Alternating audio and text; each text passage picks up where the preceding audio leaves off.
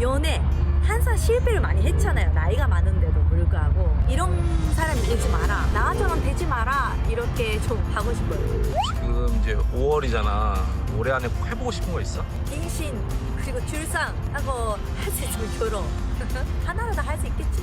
이건 내가 개인적으로 궁금한 건데 네가 운동을 너무 많이 해. 운동하는 이유가 뭐야? 진짜 저는 운동 정말 싫어요. 근데 진짜 몸매를 유지하고 싶어서 그리고 건강하고 싶어서 하는 거고. 자, 올해 안에 임신과 출산을 하고 싶다는 소망을 밝힌 방송인 사유리 씨, 김은미 기자. 네. 그런데 저는 사유리 씨 결혼 얘기는 못 들어봤는데 출산 얘기가 들려요? 네, 맞습니다. 사실 이렇게 결혼을 하지 않고 본인의 의지에 의해서 출산하는 걸 자발적 비혼모라고 얘기를 하죠. 자발적 비혼모요. 근데 이 사유리 씨가 왜 이런 결정을 했는가? 흔치 않은 결정인데 왜 결정을 했나 봤더니 작년 10월에 어떤 약간 뭐 생리불순으로 인해서 산부인과에 갔다고 합니다. 네. 그런데 그 산부인과에서 약간 청천벽력 같은 소리를 들어요. 난소 나이가 48세다. 자연 임신 어렵고 인공수정이나 시험관 아기를 한다고 해도 쉽지 않을 수 있다는 얘기를 듣고 깜짝 놀랍니다. 네, 그래서 이렇게 정자를 기증을 받아서 그래서 이렇게 아기를 출산을 했다고 지난 4일 날 자신이 스스로 자신의 SNS에 올렸는데요. 네. 네, 사실 산부인과에서 이런 얘기를 듣고 좀 고민이 많았지만 평소 자기 주관이 뚜렷하고 철학이 있는 사람이기 때문에 저렇게 쉽지 않은 결정을 내린 것으로 보입니다. 이동석 기자, 그런데요, 이 사유리 씨가 활동을 우리나라에서 하잖아요. 그런데 출산은 일본에 가서 이제 본국인 일본 가서 했다는데 이유가 있죠? 네, 그렇습니다. 국내에서는 비혼 여성이 정자 기증을 받을 수 없습니다. 반면 일본에선 비혼 여성도 본인 선택에 따라 정자 기증을 받을 수 있는데요. 실제 사유리 씨는 한국에선 결혼한 사람만 시험관이 가능하다. 그렇게 모든 게 불법이었다며 아쉬움을 드러내기도 했습니다. 그러면서 한국도 아이를 낳을 수 있는 권리를 인정해줬으면 좋겠다. 이렇게 소회를 전했는데요. 일단 일본인이라서 당연히 일본에서 아기를 낳을 것 같다. 이런 소식도 전해지지만 만약 한국에서도 정자 기증이 가능했다면 한국에서도 출산했을 가능성도 배제할 수는 없을 것 같습니다. 그렇군요. 이 아이템 준비하면서요, 저는 자발적 비혼모라는 단어를 처음 접하거든요. 우리 윤경호 의원님은 혹시 이 단어를 아시나요? 저 역시 미혼모의 개념, 미혼모라는 표현 익숙해 있었는데요. 비혼모 우선, 그리고 싱글마다 바이 초이스, 그러니까 스스로의 선택에 의한 비혼모. 저도 이번 개념을 처음 알았고요. 우리 이동석 기자가 설명한 것처럼 정자 기증이 반드시 배우자가 있어야 하고 그리고 가족관계 동의서 이것까지 있어야 된다. 전 이게 참 우리 사회가 아직까지 여러 장벽에 많이 막혀 있었구나라는 생각을 했는데 저는 이 사유리 씨 어찌 보면 연예인이고 공인인데요. 이분 때문에 관심을 가지게 된 거 굉장히 중요한 계기라고 생각합니다. 평소에 저는 저출산 문제의 우리 사회 해법 중에 하나로 이 미혼모, 비혼모를 용인할 수 있는 분위기가 만들어진다면 상당히 많이 건너뛸 수 있다. 그건 낙태를 줄일 수 있는 방법도 된다. 이런 얘기들을 많이 했었는데요.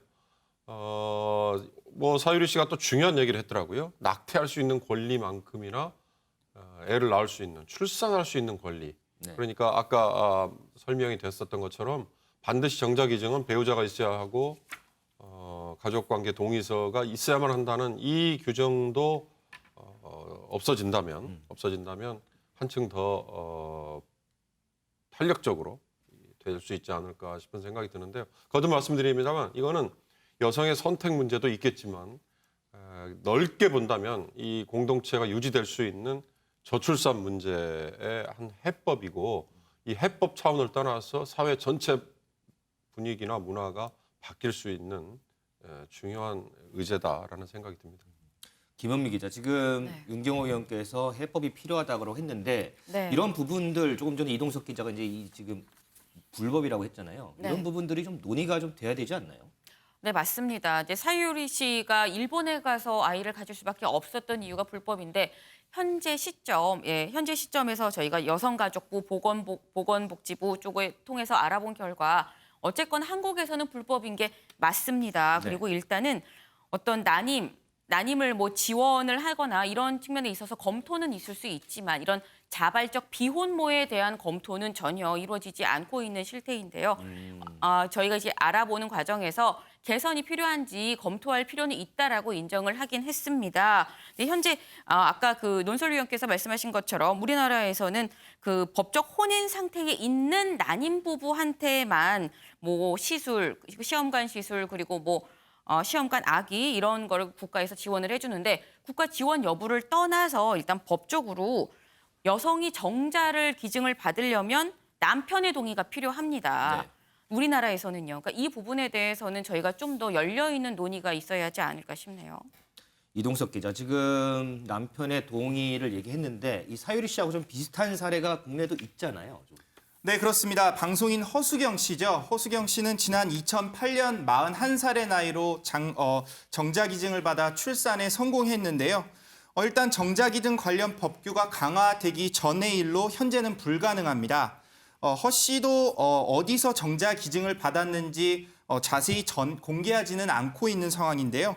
일단 허 씨는 여성의 정체성은 엄마라고 생각했다며 완벽한 행복한 선물을 받았다고 소회를 당시 전했습니다. 그리고 또 다른 영화 배우이죠. 양들의 침묵으로 알려진 미국 배우 조디 포스터 역시 네. 비혼인 상태에서 인공수정으로 두 아이를 출산한 것으로 전해지고 있습니다.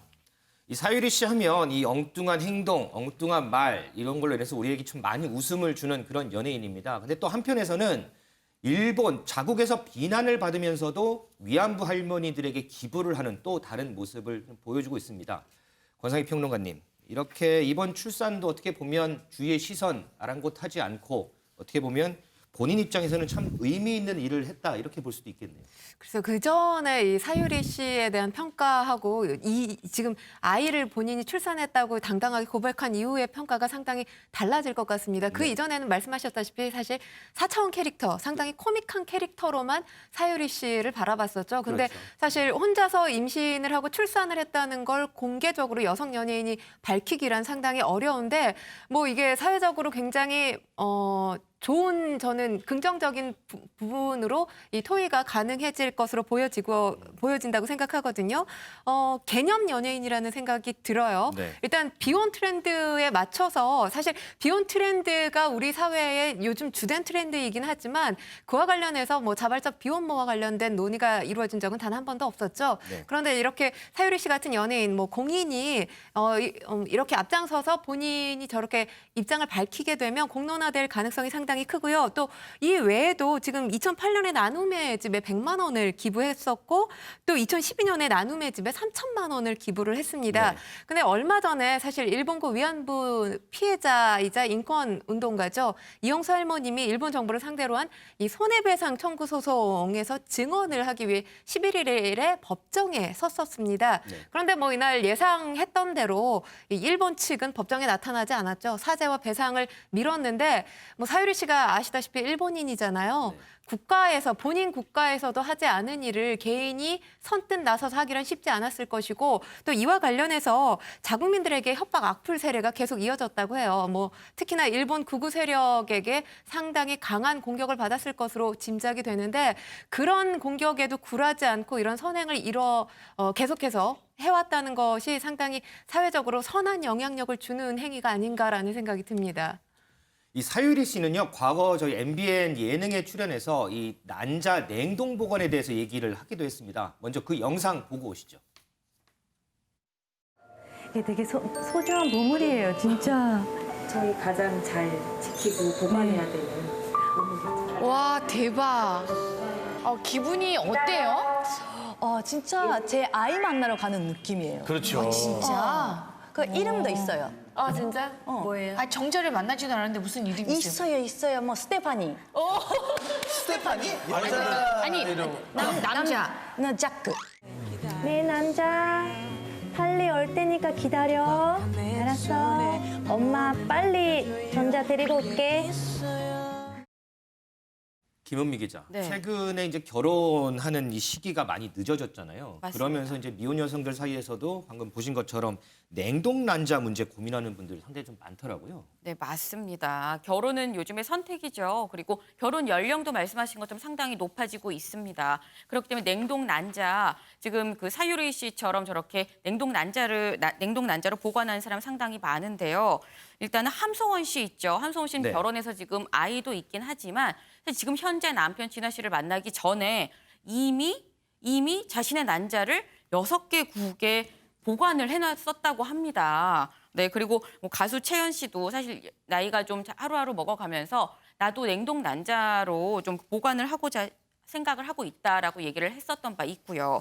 근데 저희가 한번 찾아봤습니다. 그랬더니 한 그 난임센터에서 출산 전 여성 1,000명한테 그 설문조사를 했어요. 그랬더니 그중에 미혼 여성 중에서 70%는 나도 난자를 이렇게 냉동으로 보관할 생각이 있다라고 답을 했다고 합니다. 그러니까 이런 조사를 보면 얼마나 사람들의 이 난자를 냉동 보관하는 거에 대해 생각이 열려 있는지 좀 알 수 있을 것 같습니다.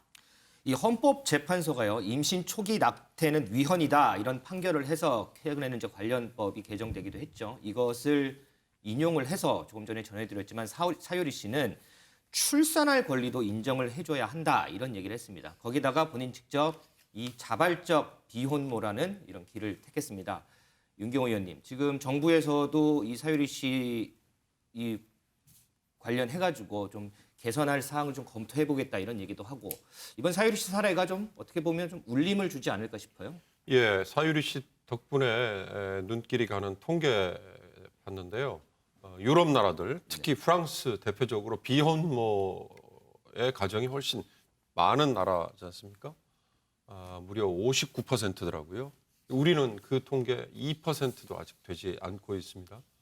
아까 제가 처음에 미혼모에는 굉장히 익숙해 있지만 비혼모라는 조금 더 진전된 개념은 생소합니다라고 말씀드렸는데 지금은 이런 사회 여건 변화 그리고 시대 변화 이런 것들이 그대로 반영이 돼서 나타나는 현상들 같은데 거기에 지금 사유리 씨가 좋은 문제 제기를 한 것 같아요.